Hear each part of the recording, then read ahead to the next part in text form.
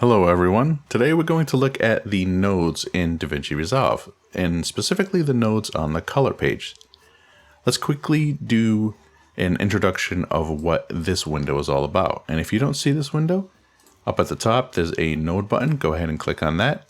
And this is the order of operations that you're going to use to color your footage. This little node on the left hand side is our original footage.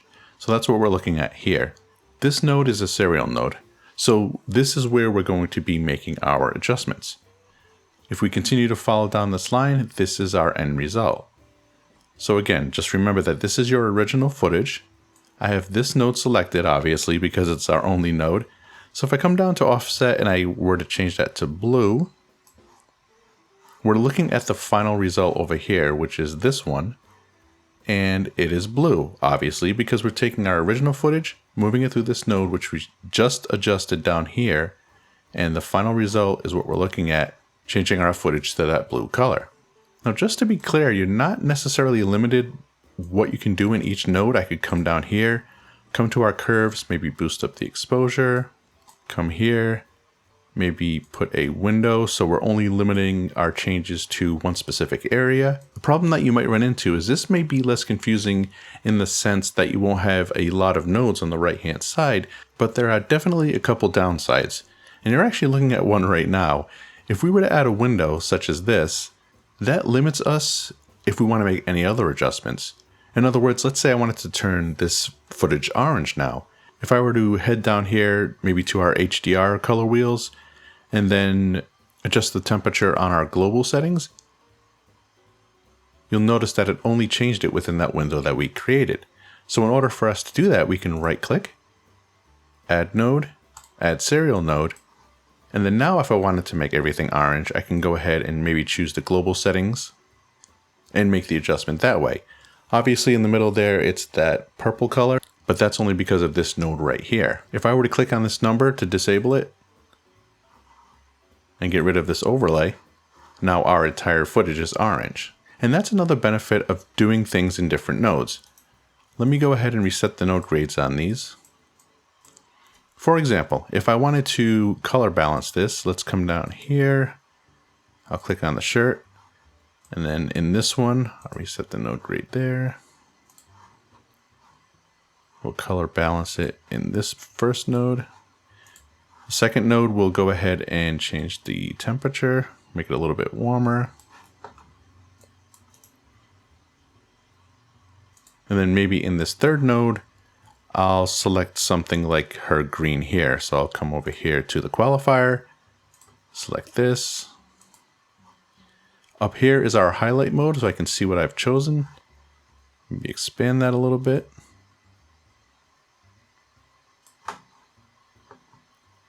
Turn off highlight mode.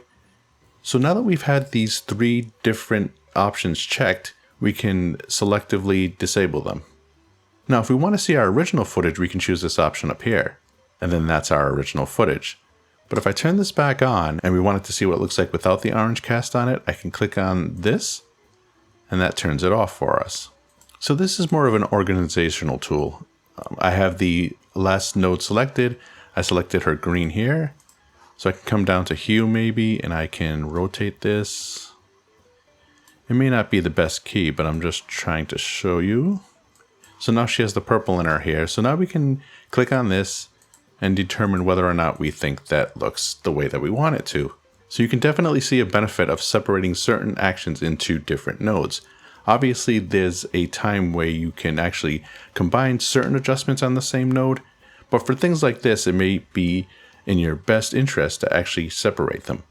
We can actually come in here to make the organization better by right-clicking, node label, and I can put balance here. Head over to this next one, node label, and we can do orange cast. And here, of course, we can choose here, adjustment. And then this way we can just stay organized. Now let me go ahead and reset all these node grades. So now we're back again to our original footage. Let's say I wanted to put a blue cast over everything. I'm going to come to our middle node and I'm going to select certain parts of the footage again. So I have my qualifier selected. I'll come here. Let's go ahead and adjust the width. And just to avoid confusion, I'm actually going to come in here, select this node, hit delete on my keyboard, and we can get rid of that one. I'll deselect the highlight mode. So just to reiterate, we have our original footage, we've changed it blue, we've selected certain items within our scene, and this is the end result. We haven't made any adjustment, so it looks exactly the same as it does here. With this selected, I'm going to come in here and adjust the saturation. So you may notice that the hair is a little more saturated than normal. Again, I will click on this and we'll see a little side by side. Of course, it's not the best looking footage, but I'm just trying to show you what happens. If we were to take this node and move it over here, we're going to end up with a different result. And that's why the order of operations is important. So I'm going to click on E.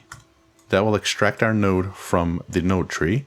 I'll move this over, grab this, wait for it to change color, put it in there, and now nothing really happened. And we've lost the saturation on the areas that we've selected.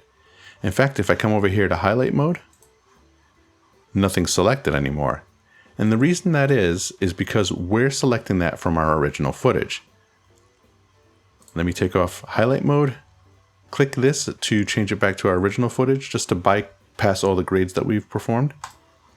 And this is what we're looking at. Nothing has changed in this node here. The only thing that we have changed is where it's pulling the information from. So to say it a different way, the colors that we have in this footage after we make the adjustment don't exist in our original footage. Now, just to show you that nothing has changed here, I'm going to hit E to extract it again, move it on this side, and then now we have all our adjustments back. If I come over to highlight mode, there's everything that we've selected. Let me turn off highlight mode. Let me stop bypassing the color grade. And you'll notice that now we have the saturation adjustments that we made. I'll click this off and on just to show you. So just be sure that you're paying attention to where the node is grabbing the information from, because depending on where it is in this node tree on the right hand side, it will definitely affect your footage differently than if it was in a different part of the node tree. The next node that we're going to look at is what's called the outside node. Now here we chose a key. I selected a certain color and then I made my adjustments. I came down to our color wheels down here and adjusted the saturation, and the saturation was adjusted only in those areas. Now if we wanted to make an inverse of what we selected, we can right click, add node, add outside node. Now because I still have the highlight on, you may notice what the difference is. Let me go ahead and swap between the two. If we look at her hair, we can see that it's saturated and nothing else is selected. If we come over here, now her hair isn't selected. It may be easier if I change this into black and white mode. So now everything that we're selecting in this node is in white, and everything that we're selecting in this node is the opposite, and that's in white. So anything we adjust on this node here on the right hand side will only affect those white areas. Let me turn off highlight mode, and let's go ahead and maybe come down here and lower the saturation. And you'll notice that we only affected the saturation in the areas that were selected.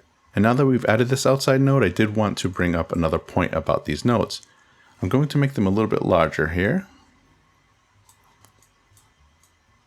These green connections that you're seeing is the RGB footage. So you have your red, green, and blue channels, and it's basically just sending the information all the way through. The blue connections at the bottom have to do with keys.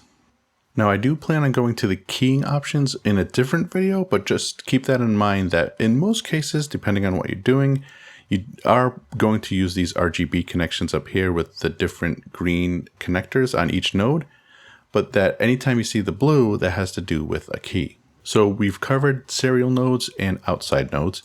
Let's go ahead and select those. I'll hit delete. I'm going to now reset the node grade here, and we're back to our original footage. The next thing that we're going to look at are parallel nodes. So if I right click here, add node, add parallel node, it added a separate node underneath it. and it added this connector on the right hand side. I will add another node, and now you may be able to determine why they call these parallel nodes, because you are making the adjustments at the same time. So whereas before we had that blue color and we had to take the information either from that blue color that we adjusted or our original footage, here we can pull different keys from our original footage and make our adjustments without having to worry about it affecting any subsequent nodes down the line. So here, let's say I wanted to choose a qualifier and select her skin. I'll turn on highlight mode. And I'm going to make the width a little wider here.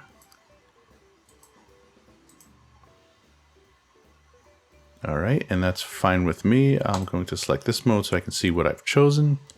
And in this top node over here, let's say I wanted to turn everything a little bit more orange. I'll come back to the bottom here. Let me take off highlight mode and let's increase the saturation on her skin. And maybe we'll change the color just so it's more obvious. Now remember, the reason this is working the way that it is because we're pulling this from the original footage. So if I bypass all the grades, this is what both of these nodes are pulling the information from. If I were to take this node and put it after this node here, we wouldn't get as clean of a key. And the reason for that, if I were to click on this node and then choose the highlight node, a lot of these colors are now very similar. So it will be a lot more difficult to make those adjustments. In fact, let's go ahead and choose this node here. We can see that we've selected her skin, maybe some across the bottom here and some on the right hand side. Let's go ahead and move this over. I'm going to get rid of this. I'll disconnect this, connect that up over here, and connect this to this. And now you notice that it's selected a lot more of our footage. So that's the benefit of a parallel node. You can still make those two adjustments, but as I mentioned before, now you're pulling from different source footage. Because we made this adjustment in the first key, now it is affecting our second node because a lot of the footage is very similar. Let's go ahead and extract this node right here. I'll hit E, move it over here. Let's reconnect it to our original footage. And actually I'll turn off highlight mode. Let me disconnect this. And then now I'll show you a different node. We'll right click, choose add node, and then now we're going to choose layer mixer node. Now if I were to connect this the way that it's shown right now,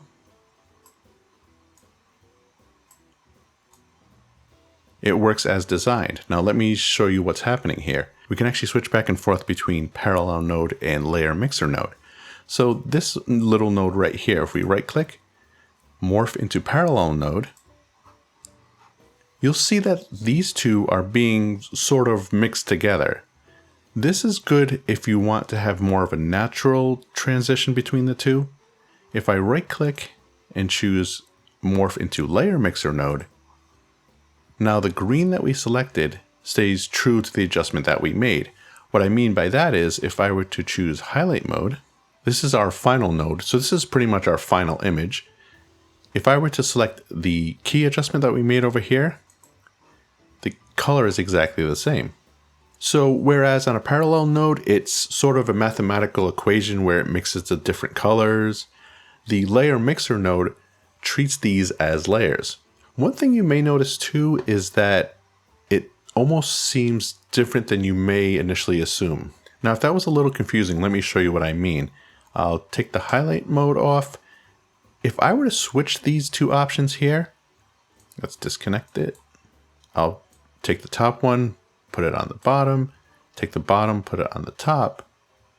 Now we're not getting the same result.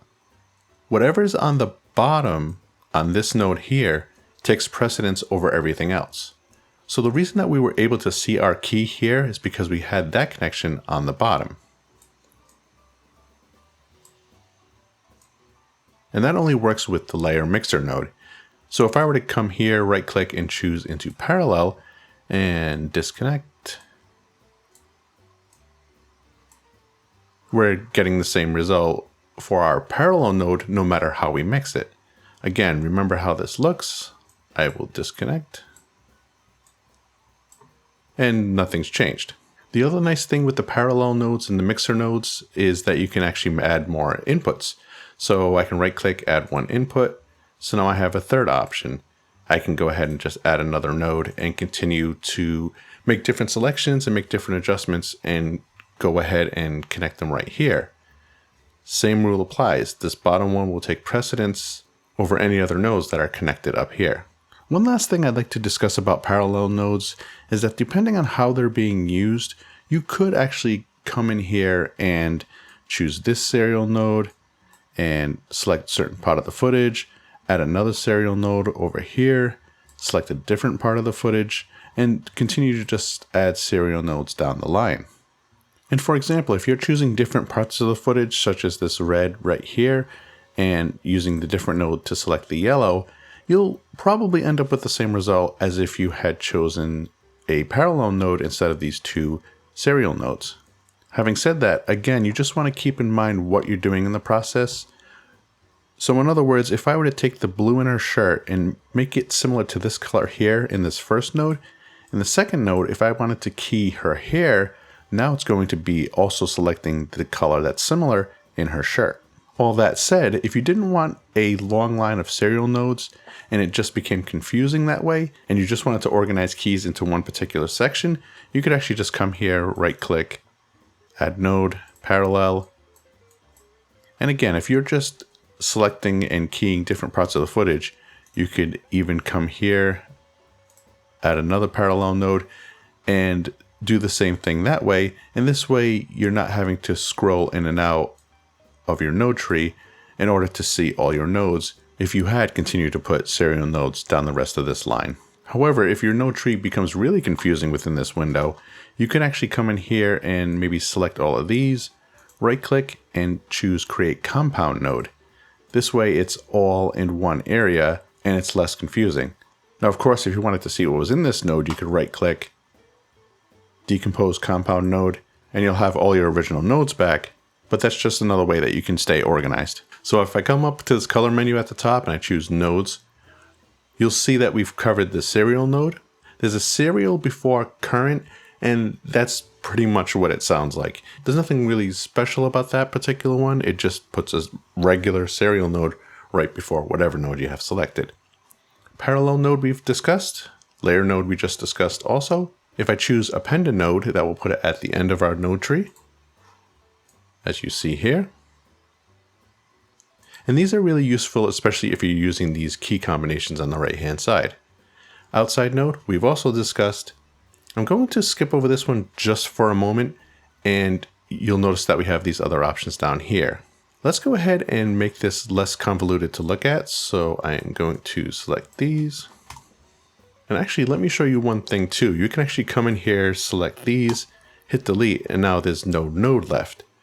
If you right click, there's actually no option for serial node. What you can do is hit Alt S, and now we're back where we started. Regarding the other options that we saw up here, if we choose nodes and add serial node plus CPW, what that stands for is a window. So if we come in here, now we have a circle window.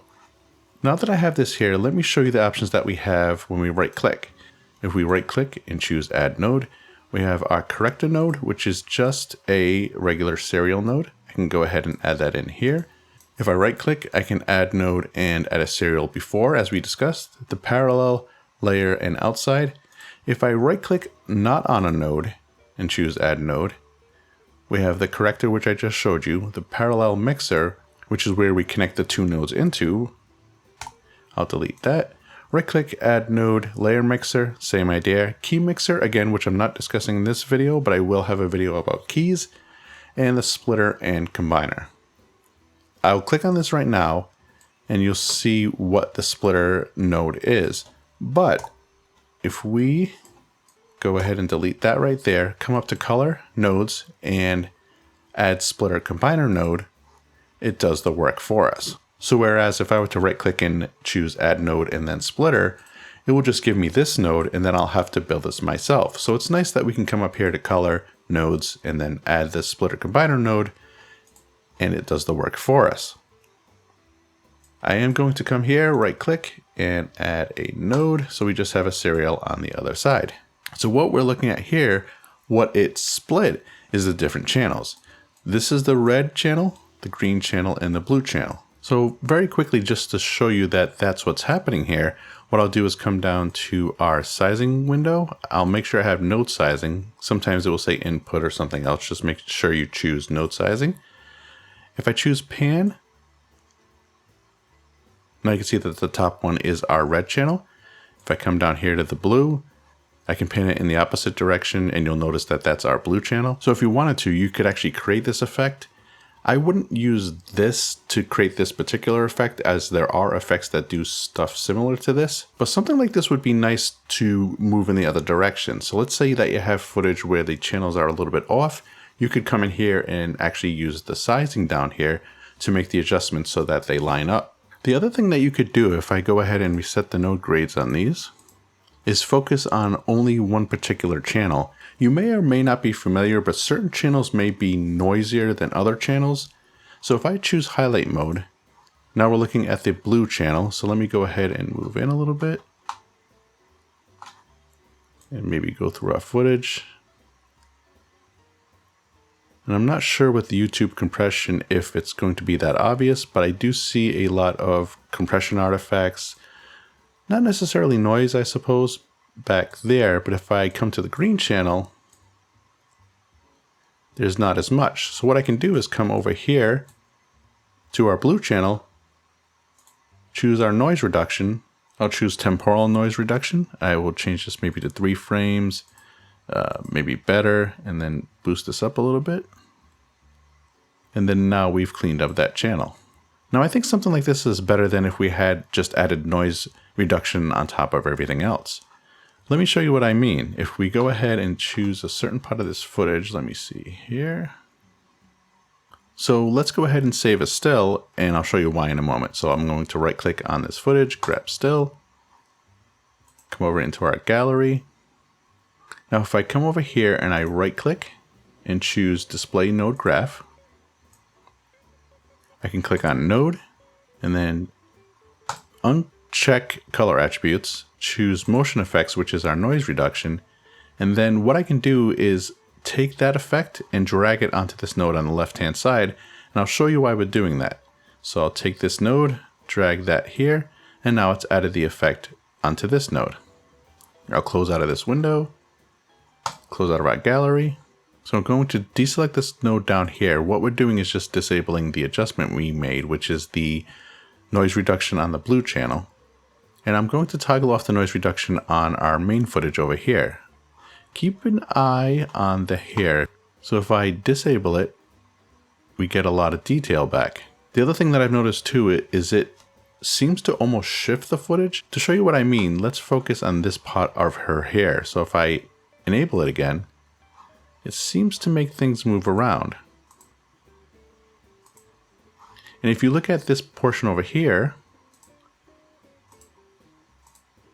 it actually blurs it so much that it seems like it's disappearing. So let's go ahead and disable this, which we can actually leave disabled because again, this is where it's pulling it from. This is our original footage. It will go through this disabled node and continue down the line. Now, if we re-enabled the same noise reduction, remember we pulled it from the gallery over here, it responds differently. So I'll click on this. And now we're not having those moving hairs and we're not losing the information over here. So setting it up like this where it's RGB and maybe using it for noise reduction and just blurring the blue channel is a better way than trying to apply noise reduction over everything else. Now a little bonus tip here at the end. Let's go ahead and reset these. I'm going to reset the node grade. So let's say you didn't want to focus on the RGB channels and you would find it more productive to have these be something else. Let's say hue, saturation, and luminance. There's no way to right click here and do that. If you right click, the only options you have are add node, lock node, and delete node. But there's still a way that you can do this. So let me just move this window over a little bit so we have more room. I'll take these and slide them over. I'll take this and slide it over here. So with this selected, what I'm going to do is choose Add Node, Add Serial. So we have a second serial node right here. I'll come over to Open Effects, Color Space Transform, and Output Color Space. I'm not going to use what I'm using for this particular timeline. I'm going to come down here and choose our Hue, Saturation, and Luminance. It makes our footage look strange. Let me go ahead and fit that there. Now, in order to turn it back to something that makes more sense, what I can do is just convert it back to the normal timeline color space. So let's go ahead and make sure that this is selected, right click, Add Node, Add Serial, just so we have one at the end, but I will use this one and add our color space transform. And input color space, we're going to select the same exact thing. And it looks normal now because the output color space is the timeline. So we're changing it from the hue, saturation, and luminance back to what we have on the timeline. Now, these three channels now are our hue, saturation, and luminance. And if I choose highlight mode, this will show the different luminance levels, this will show the different saturation levels, and this will show the different hues. Obviously, it's not showing the different hues as different colors, it's just showing you the broad range that you have. So this is something that you can use for compositing. I will show that in another video. If that's something that you're interested in, go ahead and let me know and I will create that video. But just to show you what I mean, if we click on this first node over here and I come over to our color wheels, adjust the saturation, keep an eye on this middle node right here.